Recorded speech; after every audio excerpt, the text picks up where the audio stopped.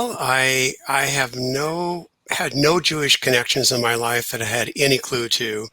I was born in 1953 in California, Sacramento, Methodist family.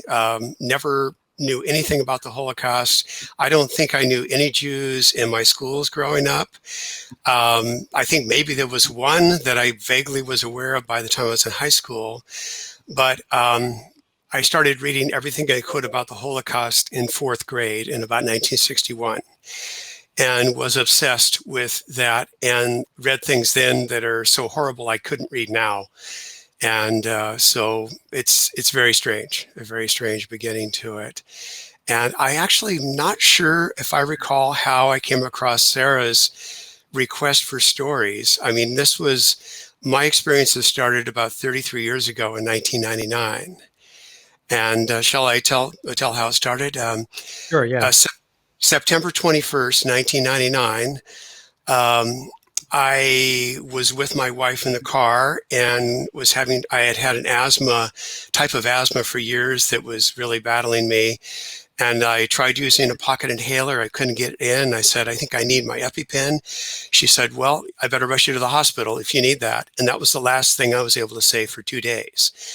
She rushed me to the hospital and nobody saw us pull up. I walked in and the nurses saw me and their faces were totally shocked because apparently I had zero point zero 0.05 blood oxygen level, which is not even remotely possible. I talked to the ER doctors 2 weeks later and they said, we saw you walk in, but we still don't believe it. You know, it's impossible. So they pumped me full of everything they could. And about 20 minutes later, after fighting and struggling, I coded and was dead for about 5 minutes. Unbeknownst to me, this was sunset of Yom Kippur.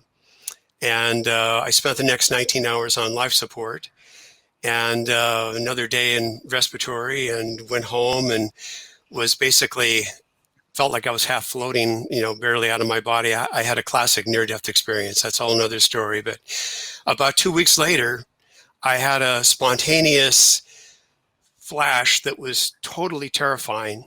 I saw men dressed all in black. They bashed the door of my home in and stormed in and started beating me. And there were two little girls screaming. And sorry, It's okay. it was absolutely terrifying. And I was drug out the door and thrown against a hillside in a ravine, shot with rifle fire in my chest. And then I guess their leader walked up and a pistol shot to my forehead. And I was gone.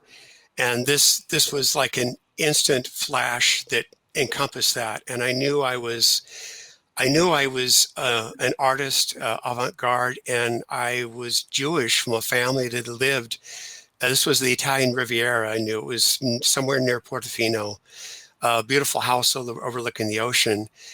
And just, I had been obsessed all my life with architecture of that style, Mediterranean kind of Spanish, and had bought many books. I was trying to find a certain look.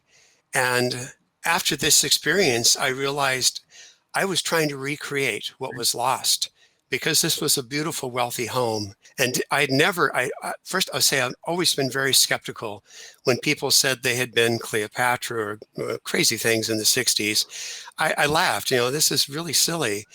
And having had this experience, several experiences, the near-death, past life recall, I'm still skeptical, except that it occurred to me and is very real. And what I realized is these were black shirt fascists, and it was 1942. I knew my name. I knew a lot about this. My first name was Alberto, and the last name I'm not totally sure, maybe Carnegie, something like that.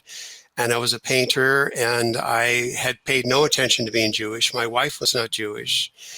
Now, just to backtrack a bit, yes, I read everything I could on the Holocaust in the 1960, third, fourth, fifth, sixth grade. There were no movies. There was really no common knowledge about this.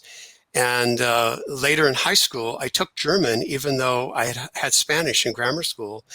And I hated German. I did not like my teacher. I don't know. This was totally, I should have taken Spanish. It made no sense at all. And I did a paper on art under the Nazis and how they suppressed and, did what they did. And so that was totally weird. But so this experience was 1999. My wife was walking on a narrow trail, my wife in this lifetime, above a ravine on the Rogue River, a very sharp cliff. She looked down, and I told her about my experience, and she suddenly realized that she had been my wife in that lifetime. And she recalled that our children had been taken away and I was dead, and that she had jumped off a cliff and committed suicide, and scared the hell out of her because there she is on this cliff edge. And we've come to realize, and we're still skeptical, but you can't fight it when something like this happens, that she was my wife then and my wife in this lifetime.